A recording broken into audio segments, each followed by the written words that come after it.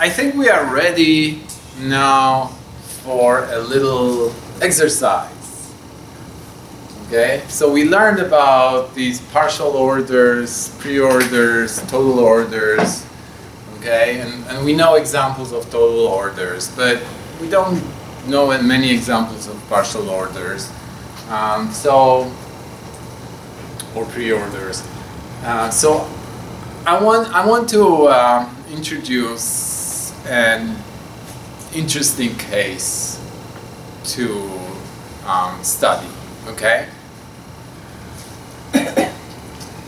Let's define a relation on sets.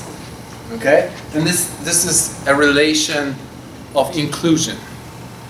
Okay, what it means to be a subset of another set, right? I mean, we all understand what it means. Like, this is a subset of this set, right?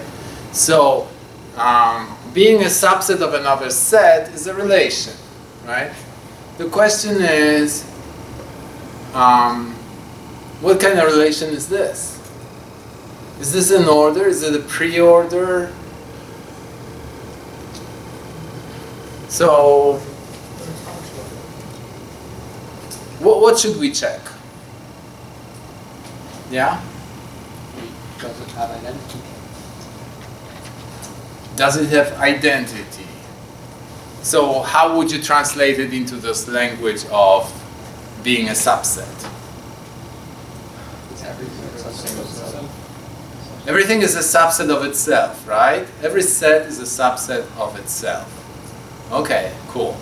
So we have identity, or in terms of order, we call it reflexivity. It's reflexive. Yeah. So an object is in relation with itself. Okay.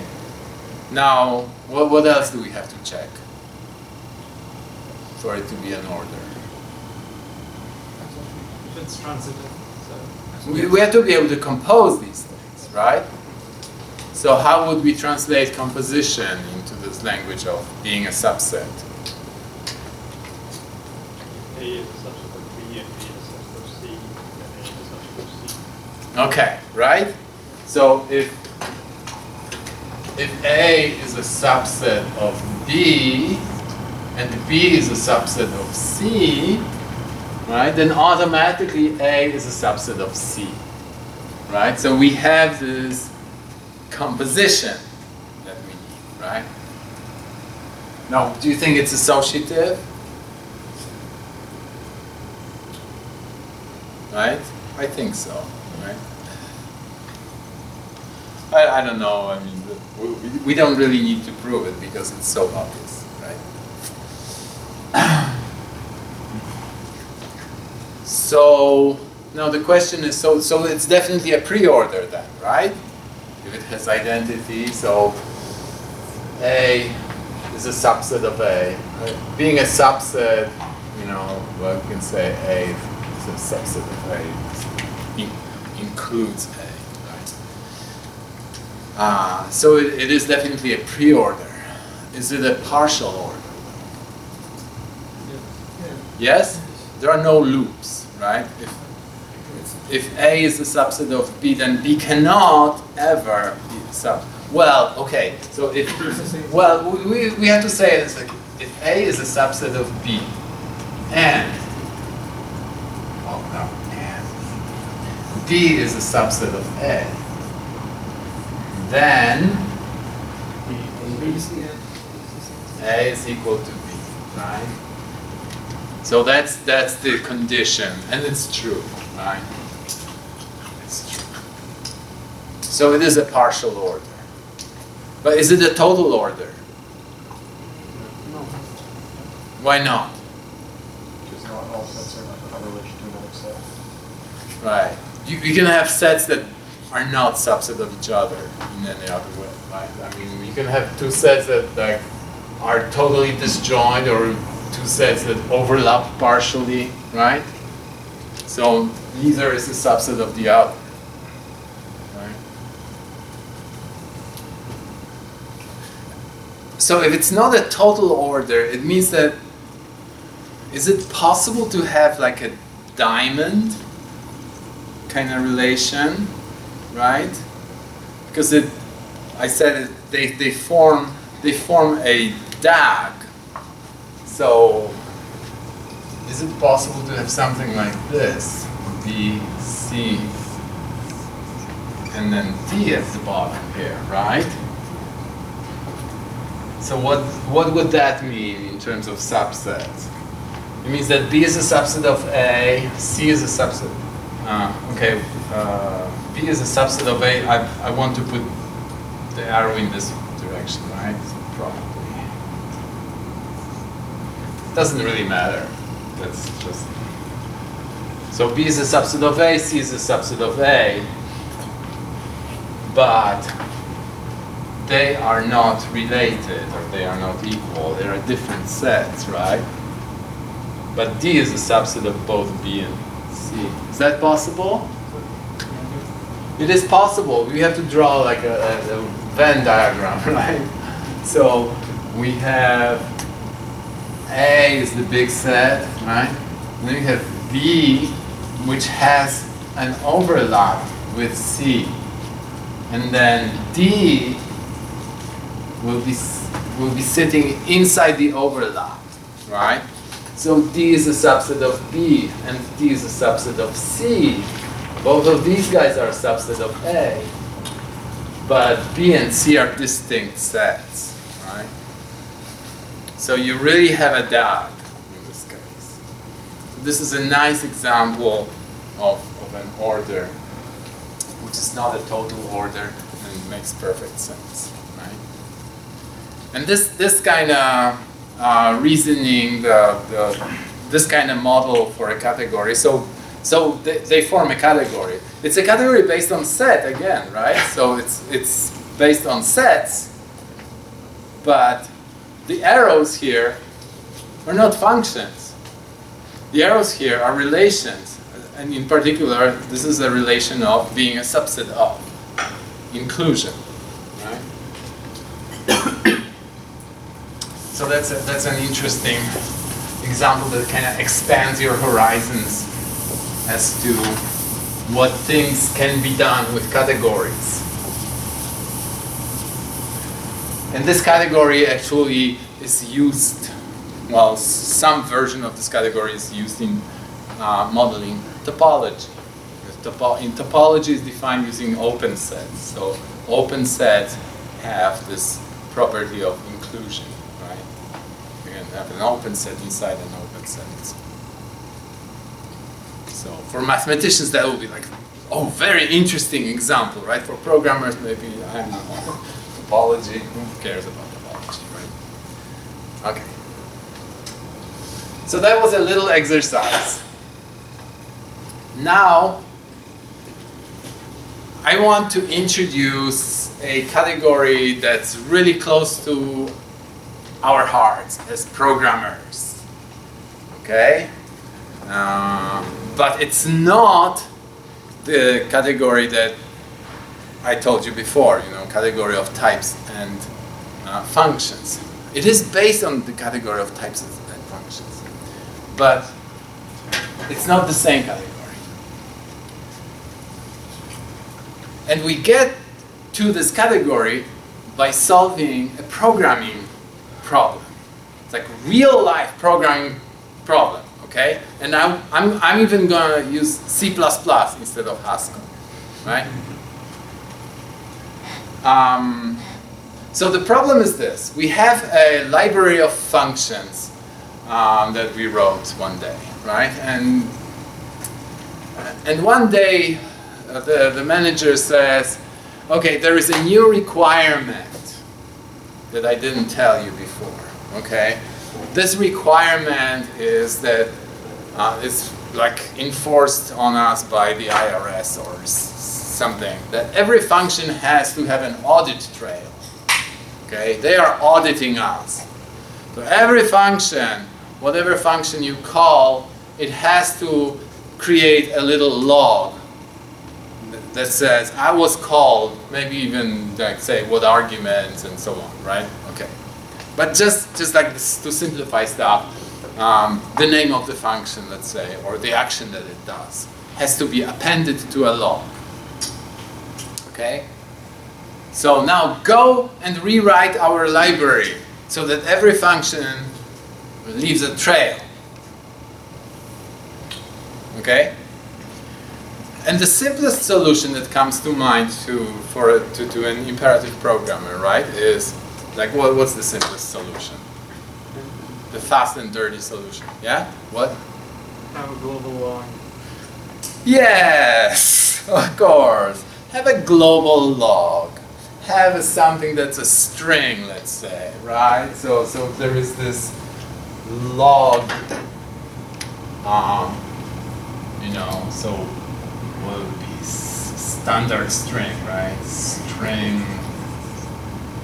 log trace, something like this, right? We initialize it to an empty string, right? And now, let's say we have, in our library, we have a function negate, bool negate, which takes a bool x, right? And it was implemented as return not x, okay? And now we are modifying it. Okay, so the modification, well, just before we return x, return not x, right?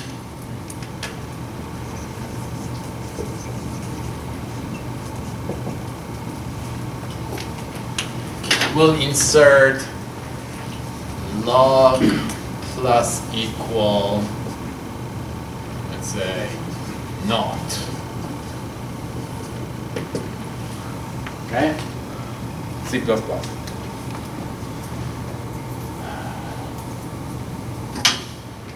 So the manager says, do this for every function there, okay? Because this is the simplest solution. Now, what does he mean by simplest solution? And we as functional programmers, we are thinking, something is wrong, right? But how do we explain what's wrong with this solution? Right? Because it is simple, like the fewest lines of code that we have to add, the fewest modifications. But is simplicity really measured in the number of lines of code? If this were true, that, you know, why would we even bother using functions and data structures and stuff? We would just write one huge function with a bunch of gotos, right? That's the simplest thing, right? Probably would like, cut down on the lines of code by half or so, right? So complexity and simplicity are not simple things. They we have to have Simplicity is not easy. yeah. Something can be simple, but doesn't even mean it's easy. Right. It's Is that what not we're getting at? simplicity is not easy, right? So how do we explain to our manager? Let's suppose hypothetically we have a smart manager who can understand our arguments, right? Live in an opposite world now. Yeah. So the argument here is this: that if we do this, then we introduce something that is not visible in the code directly, but it is something that increases the complexity of our code in a hidden way.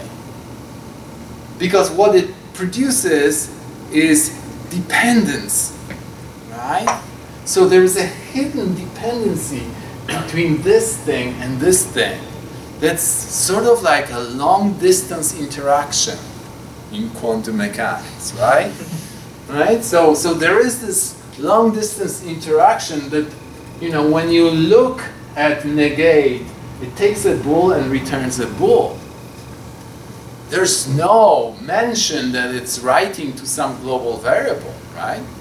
And in fact, you know, if somebody removes this line of code, maybe it's some header file somewhere, you know, removes this line of code, then suddenly all your functions are broken. right? Even though you didn't do anything to them. So there is this long distance dependency that you have introduced. And if this doesn't convince your manager, well, then you do this, and then a few months later your manager comes back and says, well, we have yet another requirement, you know, we have to use our library in a multi-threaded environment. Okay, so we'll be calling these functions from multiple threads. And now you say, did I say so? Yeah. You know, right? Okay, so of course the next logical step in simplifying your life is, well, let's have a global lock, right? That's the simplest solution.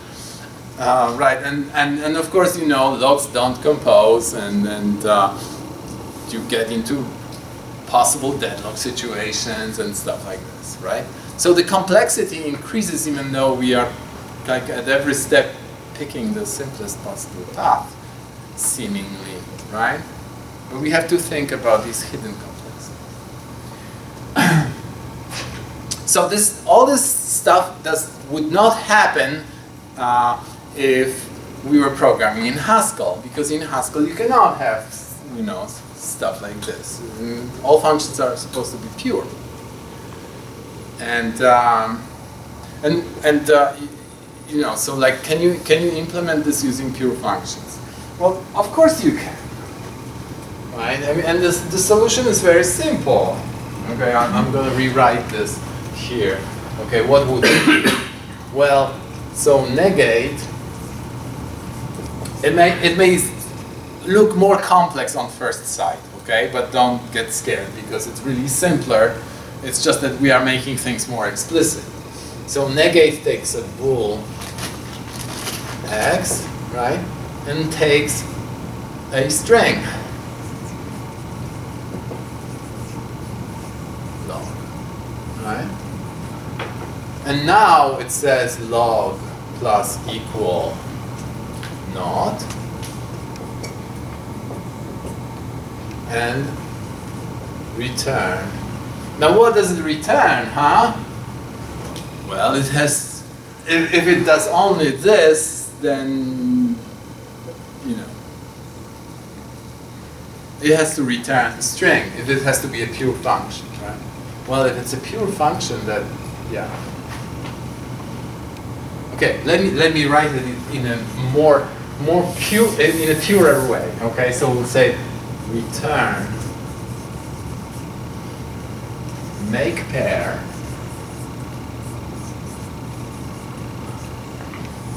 of not x and log plus not. Okay? And now, of course, I have to say what it returns. It returns a pair of bool and string.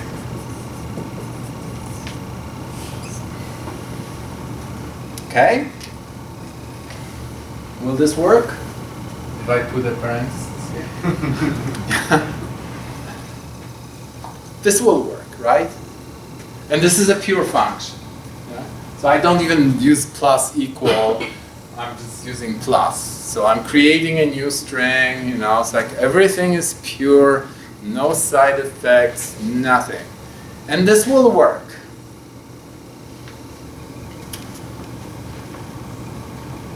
It's a little bit awkward though, okay? The awkwardness, well, there's one obvious awkwardness. It's like, okay, I said, how do you know that the function is pure? You know if you can memorize it, right? So for instance, the function negate is very easy to memorize, right? Because you just have to tabulate it. What's the value for true? Okay, it's false. What's the value for false? Okay, it's true. So it's just, you know, two elements, and that's it. You have tabulated your function. So it's very easy to memorize. Now try to memorize this function. Now this is a function of two arguments, right? So as far as the x is concerned, that there are only these two possibilities. But then every time you call this function with a different initial string, you get a different result. So if you wanted to memorize it, you would have to memorize it for every possible history of calls. Okay, that's not very good, right? But there's also this more subtle problem with this. The subtle problem is this use of plus here. Okay, it seems like it's a tiny problem, but why is a function called negate? Why does it know about appending strings? Okay, so now every function in our library does stuff that's sort of local to it. So now we have this local and global, right? This was a very global solution, right? It broke the locality. This one is more local, but still, it has this element of knowing stuff that does not belong here. This function should know about negation, so it should know about this. And also this function should know about saying no. Okay? Why does it say French? French, I would say, yeah. Excusez-moi. Okay, so why does it know about appending strings, right? That's not like in the scope of what this function should know about, right? Violation of the principle of separation of concerns. Yeah. We are violating the principle of separation of concerns. It's not good. So this is a good solution, but not quite. But what we really would like to do is for this function to just know that it has to return a pair. Well, it definitely has to negate this argument. It also has to say non in French, right? But it shouldn't take the log, okay?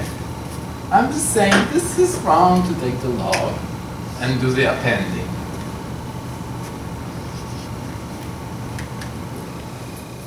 Now, the concerns are separated, right? This thing doesn't do any stuff that it's not its concern. That's only the local stuff, right? The problem is, though, who does the appending of these logs, right? Right? Who generates the big log, right? This function does only its own thing, but somebody has to concatenate these logs, right? So the answer to this is, what do we do with these functions, right? What we do with these functions is we compose them, just like, in every programming problem. We decompose it into functions and then we recompose the result. So we have to be able to compose functions like this. So what if we modify the process of composing functions? Right? We have already modified the functions, but now let's say we modify how we compose functions. So let's define a new way of composing functions that will take care of composing functions that return these pairs. Okay? So let's define a function compose. And this will be stretching a little bit the knowledge of C++, right? So this function compose, it is supposed to take two functions, right? So let's pass them as function objects in C++.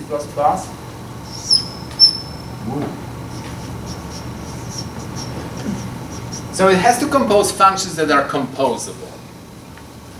Okay?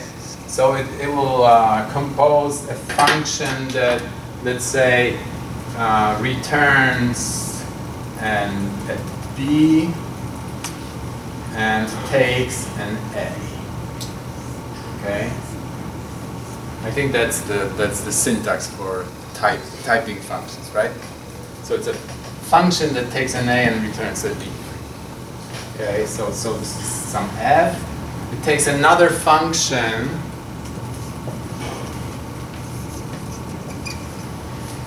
that takes a B and returns a C. All right. Probably in C++ I would use capital letters for that because template parameters. Who cares? So that's G. Okay. And it should return a third function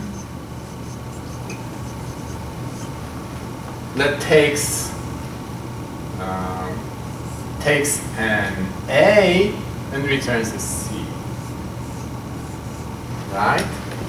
So I want to define a function like this. So it's a higher order function, right? So this is something that's kind of new in C++, in C++ and Java, you know, having functions as arguments and returning functions and creating them on the spot. So how would we compose these two functions? Well, we'll have to call this function f, right?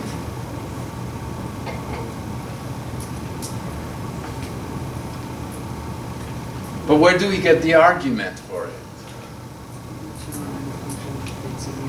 Well, if it's returning a function, we have to, like, on the spot declare a function or construct a function inside of this. That's called a lambda, right? And that's a new thing in Java and also pretty fresh thing in C++. So how do we do this? We say return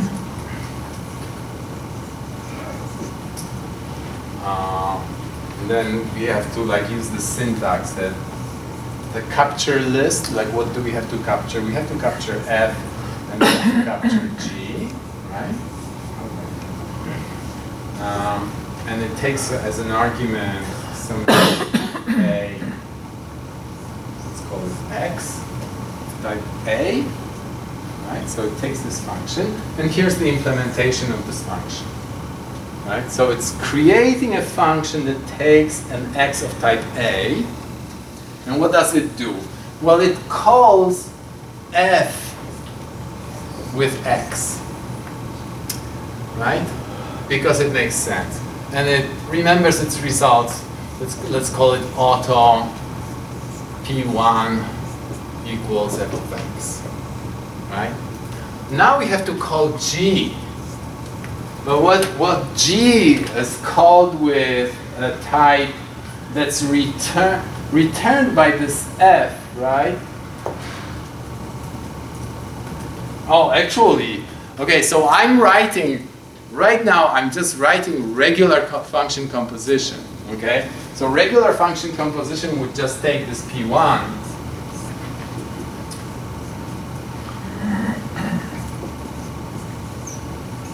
and would return this p2.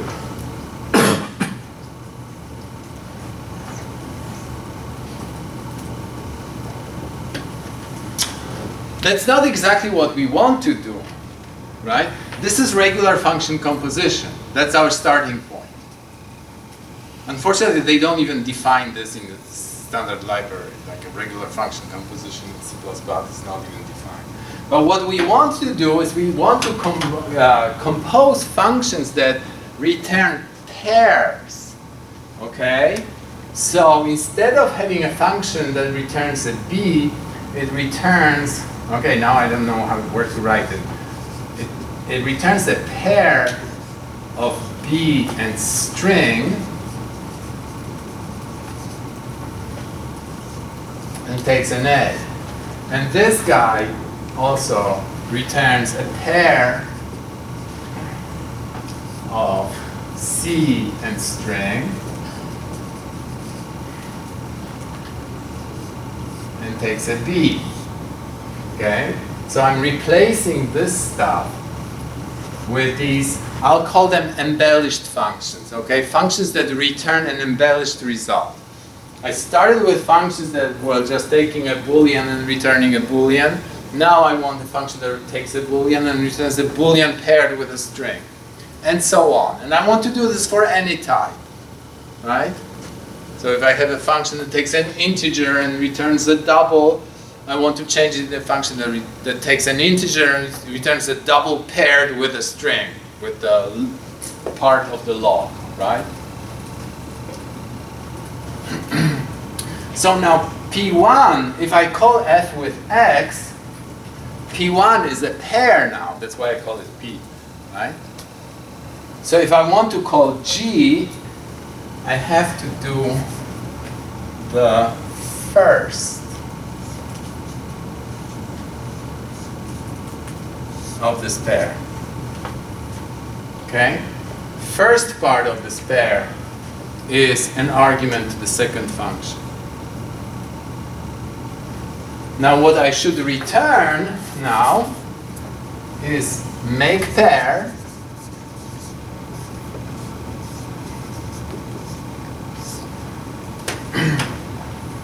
and the final result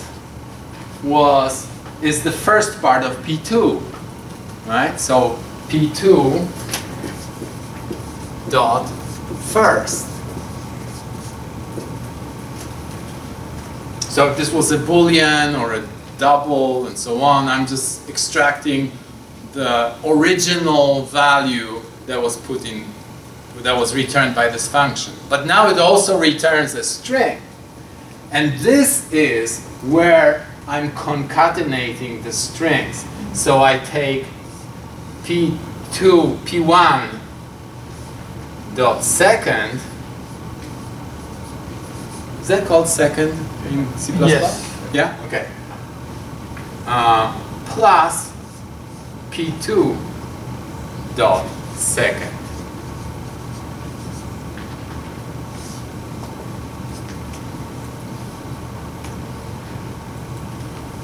Okay? So what I have done here is I defined a new way of composing these functions. And this composition takes care of appending strings. So string appending is done inside the composition. And it kinda, if you think about it, it makes much more sense, because string appending means really that I'm combining results of two functions, right? So it is really part of composing. This is my way of composing functions. Okay, I'm sorry this is so low on this whiteboard. And now every time, so since this is a talk about category theory, right? So, like if you hear the word composing, composition, right? You should immediately like hear, is there a category? Because category, remember, is about composition. Composition and identity, right? I have just defined a way of composing certain things. Do I have a category? So this composition of these special functions, these embellished functions, I bet it's associative, right? How do I know it's associative? Well, like if you look at the first parts of the pairs, right? I'm just doing like a regular composition that I used before, right? And that one was associative. The question is the second part associative? And what's the second part? I'm concatenating strings, okay? And fortunately, string concatenation is associative. right? So if I take 3 such functions and compose them, the order in which I concatenate these logs doesn't matter, right? Concatenation of logs is associative. So I have associativity because string concatenation is associative. Okay.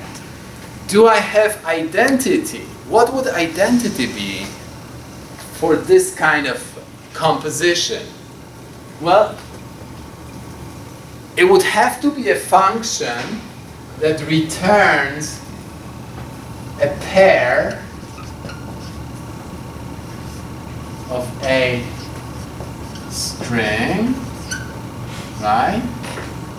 It's called ID, and it takes an A.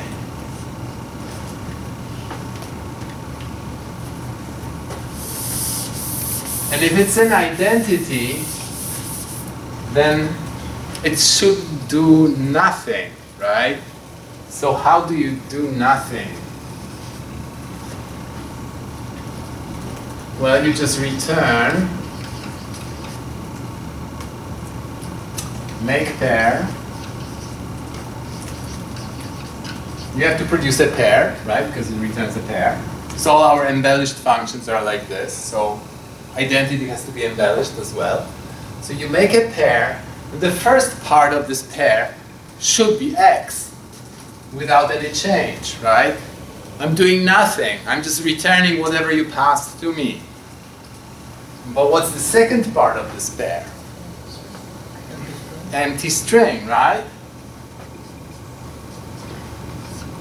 It should not append anything to the log. It should do nothing to the log.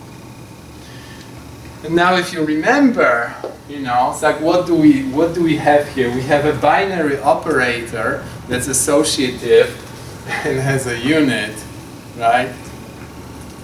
This thing will work for any monoid. Doesn't have to be strings.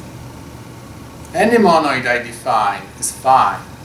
So my logging actually will work for any monoid.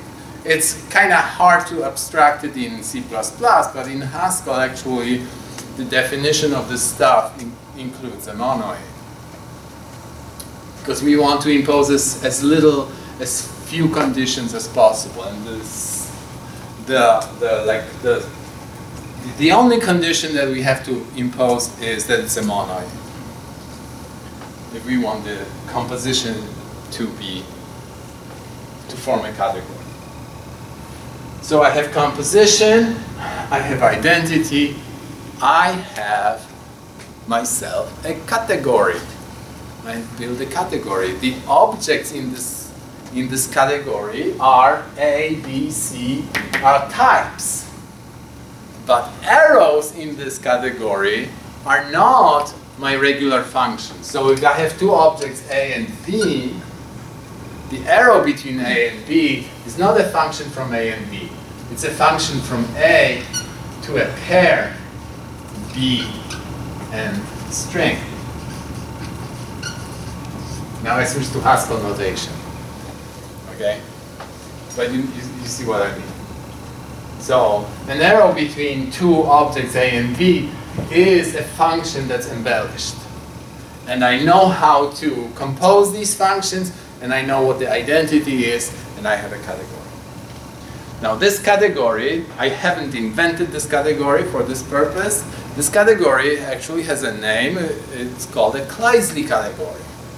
Okay, so remember this, Kleisli, and these are called Kleisli arrows, these functions that are embellished.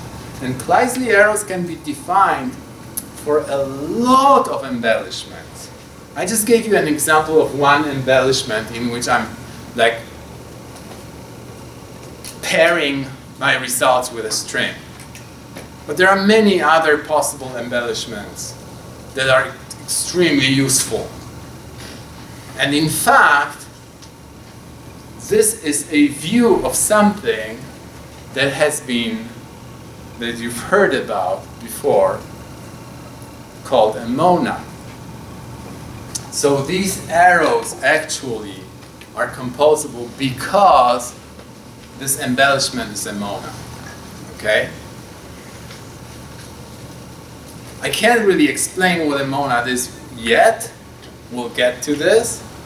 But the important thing is that a monad is nothing special. It's just a way of composing special types of functions. Okay? And I think that this whole problem with defining monads and people not understanding what a monad is comes from this background of imperative programming. In imperative programming, we don't really think about composing functions. We write our code thinking, okay, I'm calling this function and it returns something, I do something with this, what it returned, right? Maybe I'll call another function with it, right? Or I do some operation on the spot and so on. Whereas in functional programming, you start thinking, okay, I'm composing a bunch of operations using function composition. And then you say, what if I use a different kind of composition? Not function, also function composition, but with some kind of flair, you know, something additional. So if I redefine composition, I have this one additional degree of freedom in defining composition. If I use this additional degree of freedom, I am using a monad. Okay. So I think this is a good place to stop. Thank you.